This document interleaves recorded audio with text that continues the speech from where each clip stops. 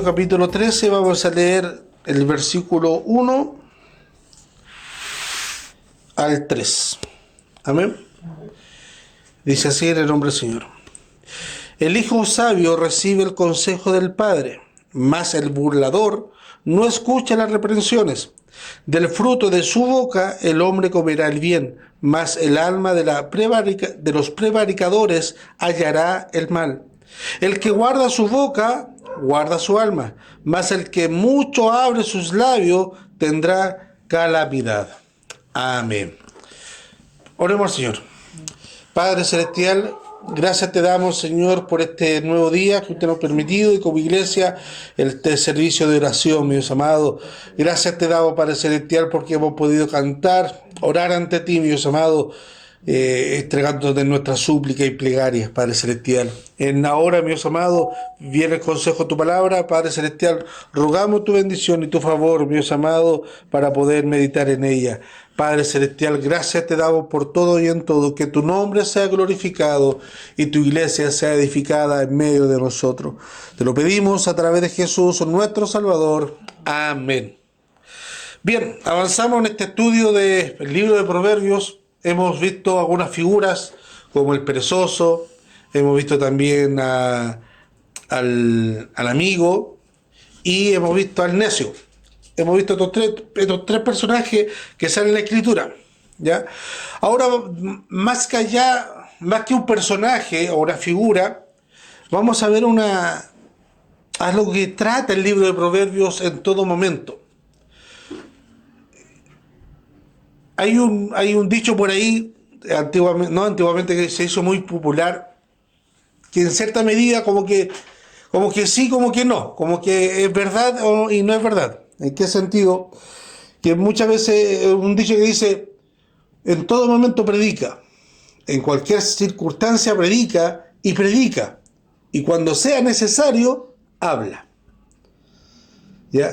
¿Qué está diciendo eso? Que nuestro ejemplo, nuestra conducta debiese predicar más que nuestras palabras, ¿cierto? Pero ¿cuál es el problema acá?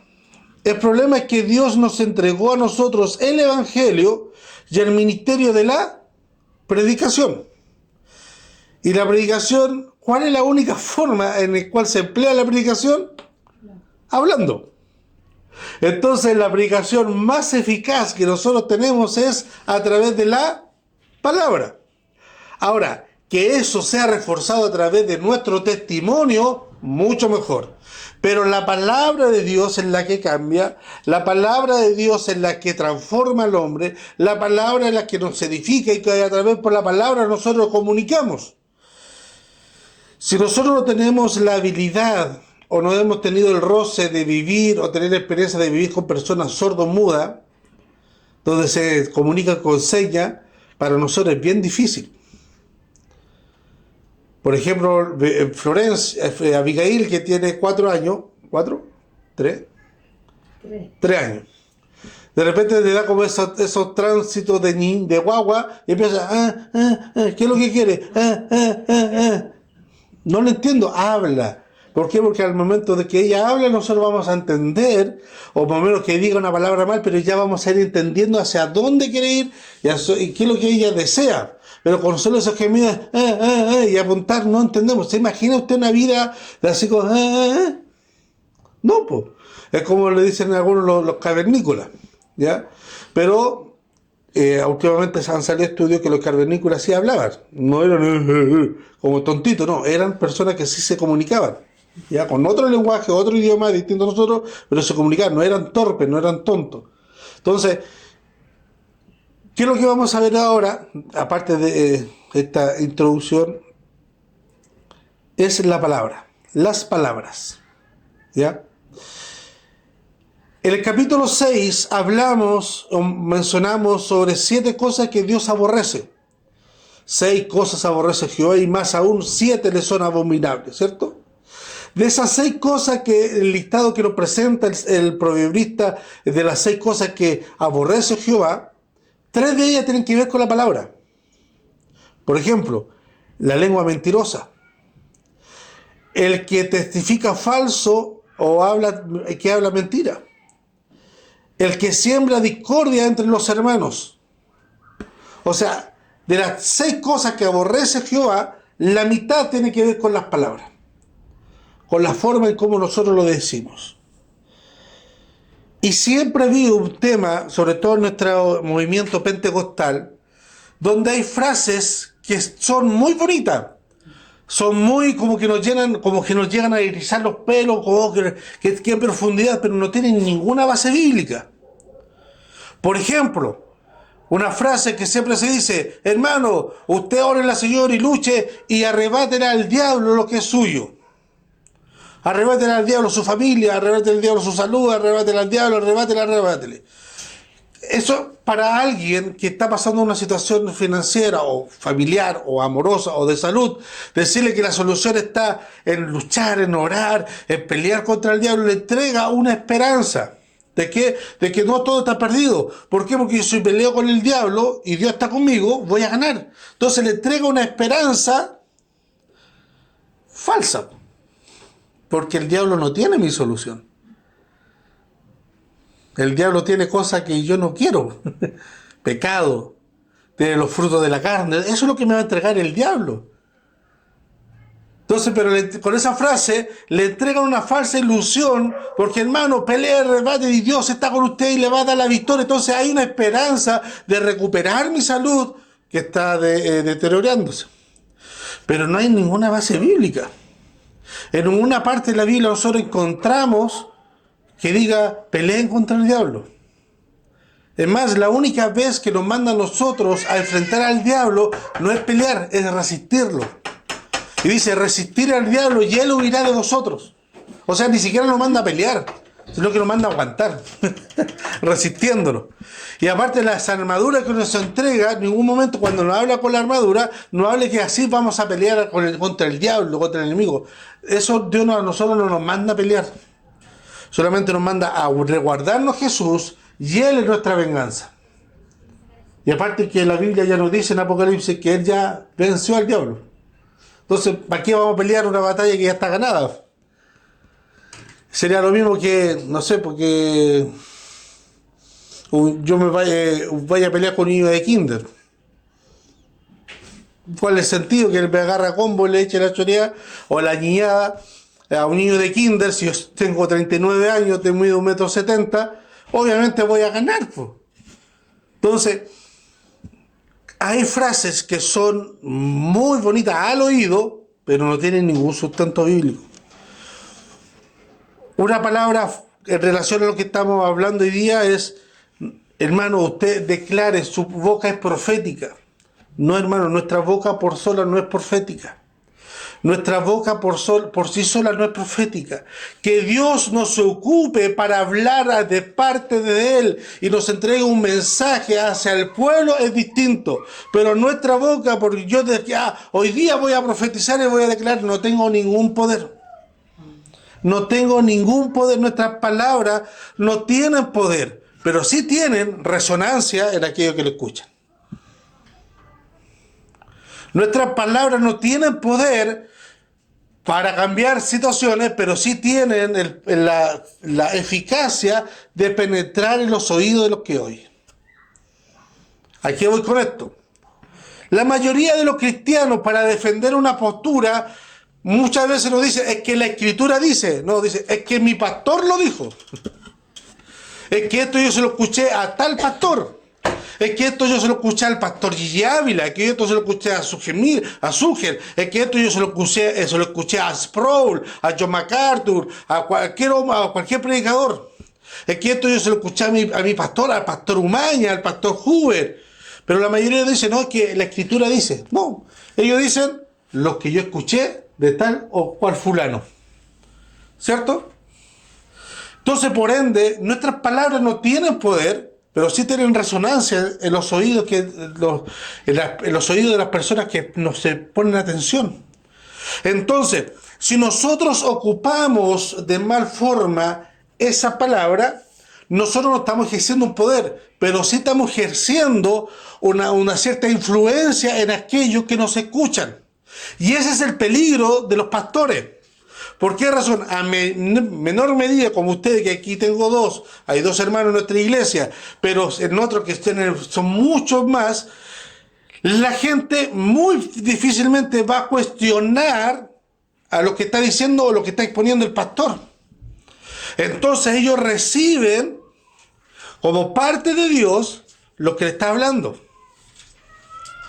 Y eso marca resonancia y marca influencia en la vida y en las decisiones y en la conducta y el cómo nosotros vemos a Dios. Entonces, por eso muchas veces nosotros en muchas iglesias se ve legalista, se ve a un Dios muy rígido, se ve a un Dios muy serio, se ve a un Dios muy preocupado que muchas veces anda con la wincha midiendo la falda de las hermanas que llegan al culto. Ah, esa falda es muy corta, esa falda es muy larga, viendo las tinturas, si se tiñó este año el pelo, no se tiñó. Entonces en un sector se ve a un Dios muy rígido, que está preocupado de todas las cosas, hasta de lo más mínimo, hasta como están sentados en la iglesia. Pero por otro lado vemos iglesias donde que vemos a un Dios totalmente relajado, donde va gente que entra con short, entra con polera, entra con la mujer, una dama entra con dos tipos de tono de su color, entra como quieren entrar, entonces como muy relajado, la música no importa. Entonces vemos dos extremos y dentro de esos extremos están de diferentes gamas. Entonces, según como nosotros prediquemos o mostremos a Cristo, la persona van a ver o se van a relacionar como es Cristo con ellos en la vida. Entonces nuestras palabras no tienen poder por sí solas, pero sí tienen influencia en aquellos que nos escuchan. Aquí estamos dando el ejemplo de el pastor con la iglesia, pero usted lo puede asimilar a sí mismo desde su casa. Porque muchas veces usted le habla a los jóvenes, a sus hijos, cuando son jóvenes, adolescentes, y le habla y como que no lo pescan. Y yo haciendo memoria, mi papá me hablaba y no lo pescaban. Pero esas palabras, y recuerdo las escenas, ahora las recuerdo y digo, sí, tenían razón. Y cuando pasan ciertas cosas, esto de veras que me lo dijo mi papá. A lo mejor a usted le ha pasado, sus hijos le han dicho, sí, mamá, tenía razón, pasó lo que tú dijiste, ¿cierto? Tuvo poder en ese momento cuando estaba escuchando, no, porque el cabrón no estaba escuchando, pero sí tuvo una resonancia al pasar del tiempo que esa palabra quedó ahí. Entonces, nuestras palabras por sí solas no tienen poder. Así que no podemos decretar, no podemos, porque decretar es algo que tiene alguien que tiene autoridad. El presidente hoy decreta ley marcial. Y se aplica ley marcial, pues. ¿Qué quiere decir eso? Que a las 10 de la noche nadie anda afuera. Y el que anda afuera, multa. Esa autoridad, o sea, que diga el presidente ley marcial o toque de queda a las 10 de la noche, ¿es porque es Boris o porque esa persona ocupa un cargo especial? Porque ocupa un cargo especial. Pero él está ocupando ese cargo y la voz del presidente Boris, al ocupar ese cargo, es autoridad. Y puede decretar cosas que sí pueden cambiar realidades. Porque se imagina que diga ya, por tal situación extrema, va a haber toque de queda a contar de las 8 de la noche. Nosotros ya no podemos estar, ya estamos infringiendo la ley. Porque son 20 para las 9. Entonces nosotros a las, por lo menos 10 para las 8, ya tenemos que terminar el servicio. ¿Cambió nuestras realidades? Sí, cambió nuestras realidades. Pero es por el poder que inviste ese hombre. Pero nada más. Pero nosotros por sí solos, sin ese poder, no tenemos poder para nada. Yo puedo gritar todas las veces que quiera. El lunes, no sé, el 1 de octubre va a ser ley marcial o toque de queda a las 8 de la noche. ¿Y quién me va a pescar? Nadie. Porque yo no tengo esa autoridad, ni tampoco mi palabra tiene poder. Pero sí puede tener resonancia en mis círculos. En Proverbios 18 nosotros encontramos, la muerte y la vida está el poder de la lengua, y el que la ama comerá de sus frutos. Nosotros sí tenemos esa resonancia, no ese poder, esa resonancia en los demás, en nuestros pares, con nuestros pares, los que están hacia abajo, y también un poco a los que están hacia arriba. Pero mayormente en nuestros pares y hacia abajo tenemos esa resonancia. Y en eso estamos diciendo a nuestros hijos. Porque las palabras, mis hermanos, ya sean consciente o inconscientemente, voluntaria o involuntariamente, o en el calor de la discusión, que muchas veces se nos salen las peores palabras, en la discusión, de la frustración, del enojo, nuestras palabras penetran. Por eso dice que tiene poder, pero no tiene poder, sino que penetran, quedan ahí. Por ejemplo, Proverbios 12, 18 dice, hay hombres cuyas palabras son como un golpe de espada, mas la lengua del sabio es medicina. Entonces, nosotros debemos tener cuidado con nuestras palabras. Ahora, según nosotros estemos o vivamos o nos conduzcamos, nuestras palabras van a ser de medicina, como el sabio, o van a ser como un golpe de espada. Según nosotros como nos relacionemos con Dios. ¿Por qué? Porque la sabiduría proviene de Dios. Y Dios es el que nos da a nosotros la facilidad, o también, por así decirlo, la cachativa, para aplicar las palabras correctas en el momento adecuado. Entonces, por eso muchas veces nosotros encontramos a aquellos que son muy ligeros, desubicadas en momentos que no son normales. Es que nos vienen las circunstancias. Entonces, muchas veces me acuerdo de algunos pasajes cuando hemos ido a situaciones de velorio de la iglesia de otras personas, donde hermanos han tenido una desubicada, a lo mejor y no se dan cuenta, pero es su manera simplista de relacionarse y no saber a dónde está adecuado el momento. Entonces, mientras más yo tenga comunión con Dios, mientras más yo me acerque a Él en oración y en la palabra, voy a estar más avisado de cómo ocupar mis palabras en los momentos adecuados, en los momentos justos. Cuando tenga que ser de represión, y cuando tenga que ser como un bálsamo en la vida del oyente, tiene que ser como un bálsamo. Pero no siempre tiene que ser, no tiene que ser así, no, si total no importa, si Dios sabe, Dios conoce todo. Por ejemplo, a mí me carga esa expresión cuando vamos a un funeral de una persona que no es cristiana, y hubo un tiempo que se repitió mucho. Dios miró su jardín y vio la flor más linda de su jardín y se la tomó y se la llevó para su casa. Así es la vida de esta persona, que Dios la tomó y se la llevó para su casa. Ahí le estamos entregando una falsa esperanza a la persona. Si la persona que falleció no es cristiana, y Dios no anda como un jardinero cortando vidas, así como una flor, no. Todo esto Dios ya lo tenía predeterminado desde antes. Entonces, claro, al oído suena bonito, pero no tiene ninguna solidez, ningún sustento. Son frases que nosotros decimos, o muchos dicen, para decir algo. Pero el sabio dice porque tiene que decir algo. No habla simplemente por hablar. Entonces, cuando el corazón es alegrado y está acercado a la persona del Señor, el proverbio dice, panal de miel son los dichos suaves, suavidad al alma y medicina para los huesos. Entonces, cuando estamos más compenetrados, cuando estamos más cercanos y más comprometidos con la sabiduría, que la raíz de la sabiduría, ¿cuál es? El principio de la sabiduría es el temor a Jehová. Cuando estamos inmersos en el temor de Jehová, vamos a ser más precavidos y más sabios en ocupar nuestras palabras, y van a ser como esa miel suave. A lo mejor simple, palabras no tan brillantes, ni frases tan elocuentes, pero para el oyente van a ser suaves. Y eso basta. Eso es todo. También vamos a avanzar un poquito más. Ahora, nuestras palabras humanamente son débiles, tienen una debilidad.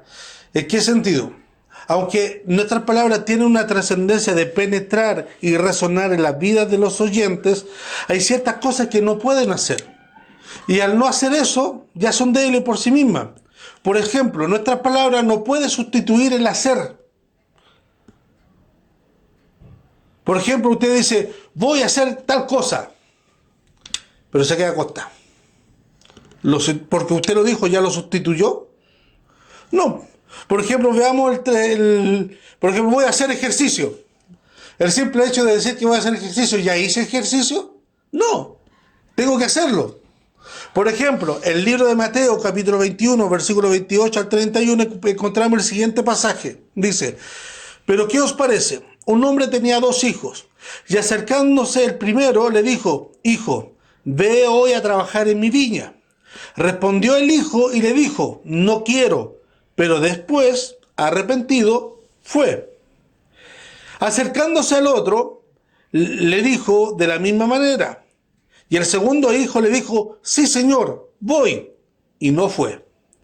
¿Cuál de los dos hizo la voluntad de su padre? Y todos dijeron, el primero. Jesús le dijo, de cierto os digo que los publicanos y las rameras van delante de vosotros al reino de los cielos. Entonces, muchas veces, ¿por qué fue el primero que hizo la voluntad? Porque lo hizo. Dijo otra cosa. Pero a la final dijo, fíjate, que ya voy a ir. El otro dijo, sí, Señor, voy. Amén, Señor, voy a estar ahí. Y a la final no fue. Entonces, nuestras palabras son débiles. No por el simple hecho de nosotros decirlos, o entre comillas, decretarlos, va a ocurrir. No podemos hacer eso. Nuestras palabras no pueden cambiar los hechos. La excusa más fuerte no puede convencer a un juez final. Aunque este hombre diga que está arrepentido, que esté llorando, no va a convencer a un juez cuando los hechos están diciendo que el hombre atropelló a una mujer en estado de ebriedad. Aunque el hombre esté arrepentido, llorando, gimiendo, diciendo que no fue así, que no fue... el juez está viendo la evidencia, está viendo los hechos. Usted atropelló a una mujer en estado de ebriedad. Me duele el corazón que esté llorando, pero son los hechos. Y eso no lo podemos cambiar. Y Proverbios 24 también nos dice eso. Dice, porque si dijeres, ciertamente lo supimos, ¿acaso no lo entenderá el que pesa los corazones? El que mira por tu alma, él lo conocerá. Y dará al hombre según sus obras. Entonces, nosotros encontramos en el Evangelio que muchos cristianos se encuentran en una faceta actualmente, como el pasaje de Lucas capítulo 14, que hombres se excusan ante una invitación de una cena. Un hombre preparó una cena y fue a invitar y mandó a sus esclavos, a sus sirvientes, a que invite a sus amigos y le fueron a repartir cartas. Y uno le dijo, he comprado una hacienda y necesito ir a verla. Excusa, porque ¿quién compra algo sin verle, sobre todo una hacienda? Tiene que ir a verla primero. Otro le dijo, he comprado 5 yuntas de bueyes y voy a probarlos. ¿Quién compra 5 yuntas de bueyes sin probarlo primero? Sin ver si uno está cojo, uno es más chico, más grande, es flaco, si son viejos, son nuevos. No, eso se come, uno los ve. Yo me acuerdo de mi tata cuando compraba el ganado, lo veía y lo compraba. No, mijito, yo veo y yo le paso, le decía. No, si son buenos, no, yo veo y le paso la plata. Yo reviso y le paso la plata. Así como buena fe, no. Son excusas que le dan. Otro le dijo, acabo de casarme y por tanto no puedo ir. Otro le dijo, hay muchos problemas en mi familia y quiero resolverlo primero y así, etcétera, etcétera, etcétera. Y son muchas veces son excusas razonables o loables, por así decirlo, pero que a la larga ya se enfrentan como excusas porque simplemente no quieren nomás. Y el hecho de excusarnos no va a cambiar la realidad de que dejaste de ir.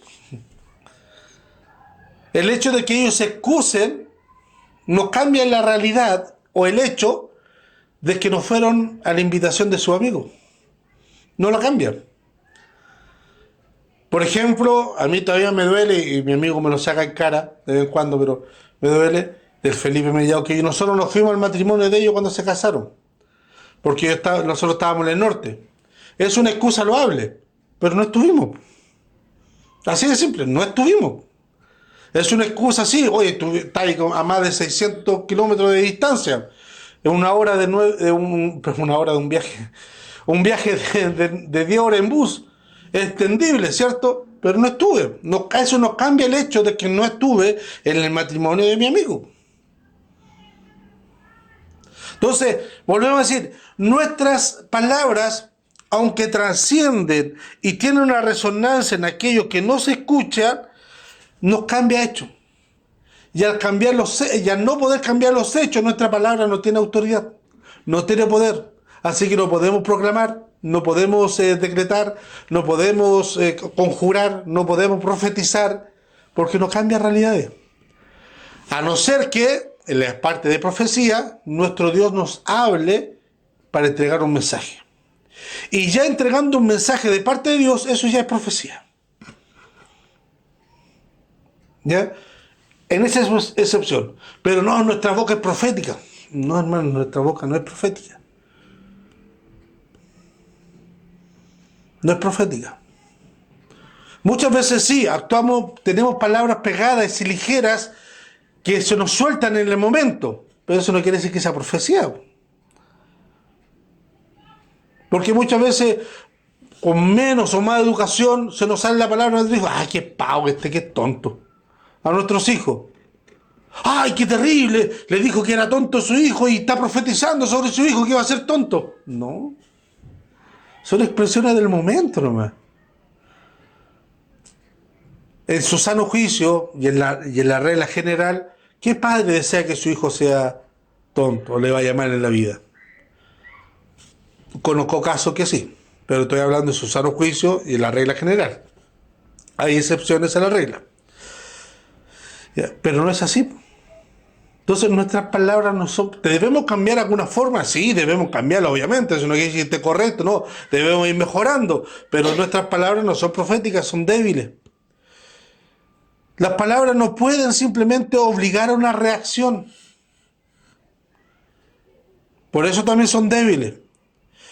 Ya sea en el trabajo, en el obrero, o en el arrepentimiento, o la obediencia al Evangelio.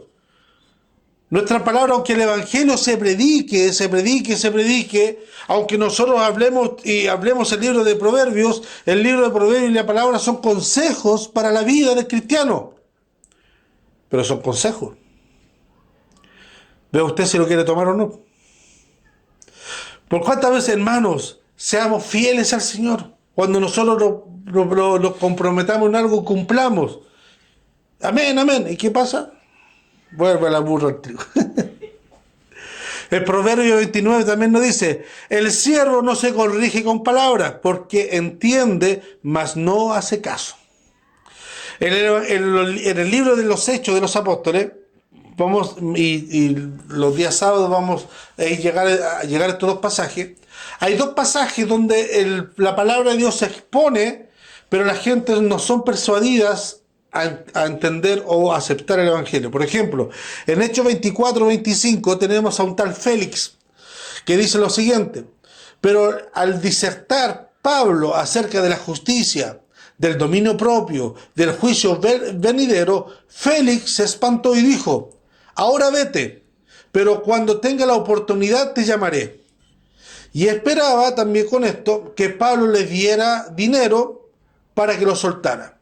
Por lo cual muchas veces lo hacía venir y hablaba con él. Había una costumbre en aquella época, estamos viendo que Pablo está encarcelado, iban a pasar, Pablo va a pasar de cárcel en cárcel. Entonces, aquí vamos a ver a dos personas, donde uno de ellos, Félix, llamaba al acusado, y el acusado decía, oh, gran Félix, tengo 5 millones de pesos para que usted me suelte. Ok, pásame los 5 millones, queda libre de culpa. Entonces Félix, creyendo que Pablo le iba a ofrecer dinero para que fuera liberado, lo llamaba, pero Pablo le predicaba. Entonces lo llamaba una y otra vez y Pablo una y otra vez le predicaba. Y a pesar de eso, de que escuchó la predicación de Pablo, Félix no se convirtió. También tenemos en el capítulo 26 Agripa. Capítulo 26, versículo 27 de hecho, dice: ¿Crees, oh rey Agripa, a los profetas? Yo sé que crees. Entonces Agripa dijo a Pablo: por poco me persuades a ser cristiano. O sea, estuvo ahí, pero no. Entonces, nosotros predicamos el Evangelio y sabemos que el Evangelio tiene poder, la palabra de Dios tiene poder, cambia al hombre, renueva al hombre, redime al hombre, la palabra de Dios que nosotros predicamos. Por eso las palabras, la predicación es con palabras, no hay otra forma. Pero de todo lo que nosotros predicamos, un bajo porcentaje llega al Evangelio. Y todo el resto, que escuchan las mismas palabras, al mismo predicador, las mismas expresiones, no se convierten. ¿Por qué? Porque nuestras palabras son débiles, no tienen el poder para obligar a reaccionar a la otra persona. ¿Se entiende? Y también, y por último, mis hermanos, para ir terminando, en contraste con el necio, el sabio tiene una cualidad. El sabio tiene palabras honestas en su boca y estas palabras son pocas. Incluso el proverbio 17 dice: aún el necio, cuando calla, es contado como sabio. El que cierra sus labios es entendido. Porque el sabio solamente va a hablar cuando tiene la oportunidad para hablar. El sabio no va a andar pidiendo la oportunidad a cada rato si no es necesario. El sabio no quiere lucirse. Simplemente el sabio lo que quiere hacer es entregar el mensaje de Dios. ¿Y cuándo va a entregar el mensaje de Dios? Cuando Dios se lo permita. No lo anda buscando, no lo anda pidiendo, no se anda ofreciendo. Pero cuando Dios le da la oportunidad, habla. En cambio, el necio busca la oportunidad, busca que sea mirado, busca que lo escuchen y habla y al final él no dice nada. Yo conozco a muchas personas así, incluso pastores, que hablan y te cansan, pero no dicen nada. Pero conozco a otros hermanos que hablan poquito, pero lo dicen todo. Entonces, la boca de los sabios y de palabras buenas, primero, son honestas, son pocas y traen calma en el momento en que son aplicadas. Y son aptas en todo momento. Entonces, mis hermanos, para ir redondeando el concepto, el libro de los Proverbios nos llama a tener cuidado de nuestras palabras. No porque tengáis cuidado porque nuestras palabras son proféticas o poderosas. No, porque simplemente nuestras palabras tienen resonancia en aquellos que nos escuchan. Y a la larga esas palabras van a florecer, pero no van a cambiar realidades, pero van a florecer. Y en una discusión, para bien o para mal, van a salir resaltadas. En una discusión, para bien o para mal, esas palabras van a resaltar. Y van a decir: pero tú me dijiste esto. Y van a florecer. Pero no tienen poder para cambiar realidades. No tienen poder para cambiar hechos. Pero sí tienen poder para consolar o para herir. Amén. Amén. Así que pidámosle a nuestro Dios la sabiduría para poder ser aplicada. Y estaba buscando un pasaje que había anotado acá de Proverbio, donde deja claro que Dios también es el que provee esa circunstancia para poder ser aplicada la sabiduría. Si me permiten un poco para terminar con ese versículo. Y para terminar este proverbio 16, versículo 1, dice: del hombre son las disposiciones del corazón. Del hombre son las disposiciones del corazón, mas de Jehová es la respuesta de la lengua. O sea, la sabiduría, si nosotros mientras más estemos conectados con el temor de Dios, nuestra lengua va a estar manejada por Dios mismo a través de su Santo Espíritu. Aunque nuestro corazón esté dispuesto como dice el proverbio, del hombre son las disposiciones del corazón, más de Jehová es la respuesta de la lengua. Que así esa sea nuestra realidad en nuestra vida, que Dios maneje nuestros labios a través de su Santo Espíritu. Amén. Ahora sí, pongámonos de pie y oremos a nuestro Dios. Eterno Salvador, gracias te damos, Señor, por esta hora, por el consejo de tu palabra, mi Dios amado, a través de Proverbios. Ayúdanos, Padre Celestial, a ser conscientes de nuestras palabras, mi Dios amado. No porque nuestras palabras per se tienen poder, sino que a través tuyo, mi Dios amado, pueden derribar, sanar a una persona, Padre Celestial, o herirla eternamente. Padre Celestial, ayúdanos a entender, mi Dios amado, que solamente el verdadero poder viene de ti. Y entre más conectados y entregados estemos a ti, más, Padre Celestial, nuestras palabras van a ser sabias y en favor de tu Evangelio. Gracias te damos por todo, a través de Jesús, nuestro Salvador. Amén. Amén.